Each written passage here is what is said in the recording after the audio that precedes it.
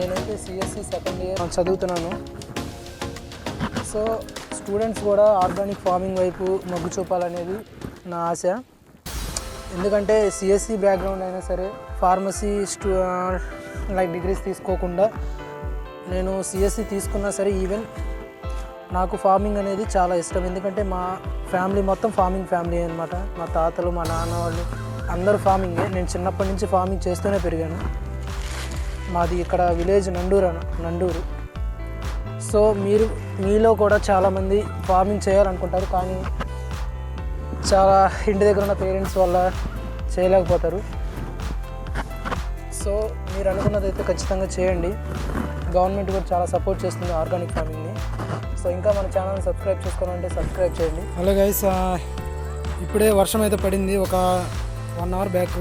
So మన form ఎలా ఉందో చూద్దామండి ఒకసారి. సో ఇది మన ఫామ్ అనమాట. వర్షం పడ్డ తర్వాత చూడండి మన ఫామ్ ఎంత బాగుందో, మొత్తం గ్రీనరీగా ఉంది. సో ఇప్పుడైతే మేము సివిఆర్ గారి మట్టి ద్రావణం అయితే తయారు చేశాను. ఒక 10 మినిట్స్ ఆగాలి. హాయ్ ఫ్రెండ్స్, ఇప్పుడు మనం సివిఆర్ మట్టి ద్రావణం అయితే తయారు చేయబోతున్నాం. సో ఇక్కడ మీకు సివిఆర్ మట్టి ద్రావణం కోసం మనమైతే 2 ఫీట్ లోపల ఉన్న మట్టిని అయితే తీసుకున్నాం ఫస్ట్. సో ఇదైతే మనం సివిఆర్ మట్టి ద్రావణం కోసం తయారు చేసిన మట్టి అనమాట. సో ఇది నేను ఎస్టర్డే తీసి దీన్ని బాగా ఎండబెట్టాను. సో బాగా పొడిగా ఉంది ఇప్పుడు. సో దీనిలో మనం ఈ గడ్డలన్నీ కొంచెం పక్కకు తీసి ప్రస్తుతానికి కొంచెం ఇక్కడ అడుగున మనకి పొడిగా ఉంది చూసారా, ఈ మట్టిని మనం వాడబోతున్నాము. ఇక్కడ ఆముదం డబ్బా ఉంది చూసారా, ఈ ఆముదము ఇది కలిపితే మనకేమైందంటే ఒక మంచి ఇన్సెక్టిసైడ్, అలాగే మంచి దట్ మీన్స్ ఎనర్జీగా కూడా ఉపయోగపడుతుంది. సో సివిఆర్ చింతల వెంకటరెడ్డి గారు తయారు చేసిన ఈ ద్రావణాన్ని మనం కూడా తయారు చేసి ఒకసారి వాడి చూద్దాం. అందరూ ఎంతో బాగా పనిచేస్తుందని చెప్తున్నారు. సో లేట్ చేయకుండా తయారు చేయడం మొదలు పెడితే ఈ మెత్తటి మట్టిని మనం తీసుకుందాం. ఈ గడ్ల మట్టిని తీసేసేద్దాం. సో ఈ గడ్ల మట్టిని తీసేసేసి జస్ట్ మనకి కావాల్సింది మెత్తటి మట్టి మాత్రమే ఈ ప్రస్తుతానికి. ఆ గడ్డలు కూడా తీసేస్తే మనకి మెత్తటి మట్టి అనేది కింద ఉంటుంది అనమాట. సో మీకు ఈ ఫిల్టరింగ్ చేసుకోవడం ఈజీగానే ఉంటుంది, ఇబ్బంది ఏమి ఉండదు. సో మన ఛానల్ని ఎవరైనా సబ్స్క్రైబ్ చేసుకునే వాళ్ళు ఉంటే సబ్స్క్రైబ్ చేసుకోండి, తిరుమల గ్రీన్స్.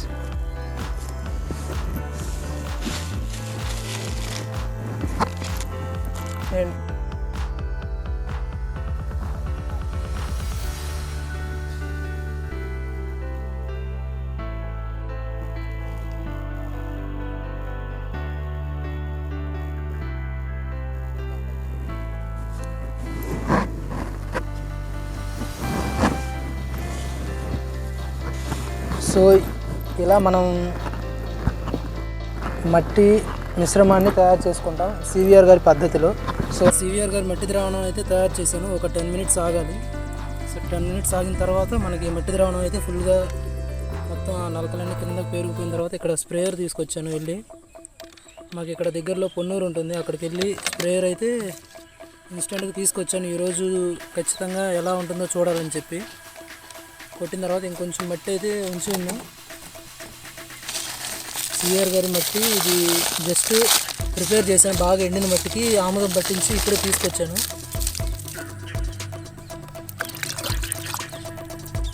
మన మొక్కలు అయితే ఒకసారి చూద్దాం. ఇక్కడ తోటకూర చూడండి, మొత్తం కలిపంతా తీసిన తర్వాత మనకి సాలుగా ఎంత బాగా కనిపిస్తుంది. ఇక్కడ అరటి మొక్కలు కూడా మంచిగా పెరుగుతున్నాయి. గండ మొక్కలు చూసారా, ఇది వేసి ఒక 3-4 డేస్ అవుతుంది, అప్పుడే మనకి గ్రోత్ కూడా వస్తుంది.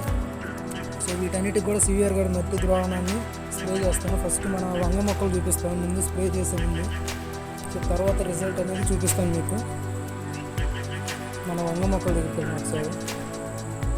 ఇవ్వండి, ఇక్కడి నుంచి పెట్టాను, అదే ఎలుగు కొట్టేసింది అనమాట. ఇవి కూడా కొట్టేసాయి, కానీ ఇక్కడ కింద ఇగుర్లు వస్తున్నాయి చూడండి. సో ఈ ఇగుర్లు ఊరికే వస్తాయి, వీటికి కూడా ఇది కూడా ఎలుగు కొట్టేసింది. సో ఎలుకలు కూడా కొంచెం ఉన్నాయి, దాటిని కూడా మేనేజ్ చేయాలి. ఇక్కడ చూడండి ఆకులు ఎలా ఉన్నాయో. ఇవి మన సివిఆర్ ద్రావణం కొట్టక ముందు ఉన్న ఆకులు. రిజల్ట్కి ఇంకొక వీడియో తయారు చేస్తాను. ఇప్పుడైతే మన ఫామ్ ఇలా ఉంది, మొత్తం గ్రీనరీగా ఉంది బాగా. తోటకూర కూడా చూడండి, తోటకూర బాగా పెరుగుతుంది. సో వీటికి కూడా మట్టి ద్రావణాన్ని కొడతాను. ముందు వంగ మొక్కలకి వీటన్నిటికి కొడదామని ప్లాన్ చేశాను, ఎందుకంటే వాటికి బాగా ఎక్కువ ఉందని చెప్పి వీటికి కూడా ఈరోజు స్ప్రే చేసేస్తాను. మ్యాక్సిమం మొత్తం సెటప్ అయితే తయారు చేసి పెట్టాను, ఇక కొట్టడమే ఆలస్యం. నిన్న ఇక్కడ మా అట్టి మొక్క చూసాం కదా, ఎండిపోయిందని చెప్పి కింద నుంచి చూసారా కొత్త మొలక వస్తుంది. ఎందుకంటే కింద దుంప పెట్టాము, దుంప పెట్టడం వల్ల ఏంటంటే మనకి ఆ దుంప బతికితే చాలు, పక్కన మొక్కలు కూడా ఆటోమేటిక్గా వచ్చేస్తాయి. మనకి వర్షం పడడం వల్ల మన ఫామ్ అంతా మంచి గ్రీనరీగా కనిపిస్తుంది. సో ఇటు పక్క అరటి మొక్కలు కానివ్వండి, పసుపు మొక్కలు కానివ్వండి మంచిగా కనిపిస్తుంది. స్ప్రే చేసేటప్పుడు కూడా చూపిస్తాను. ఇక్కడ మన మట్టి ద్రావణం చూడండి, మొత్తం ఇంతకుముందు మట్టి మొత్తం పేరుకుపోయింది అనమాట కింద. సో ఇప్పుడు దీన్ని మన స్ప్రేయర్లోకి నింపి స్ప్రే చేద్దాం.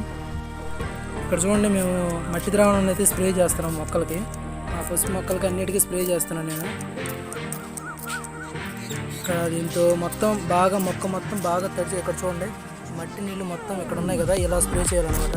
ఎందుకంటే అప్పుడే మనకి ఏదైనా పురుగు వచ్చినా సరే దీని మీదకి రాకుండా వెళ్ళిపోతుంది.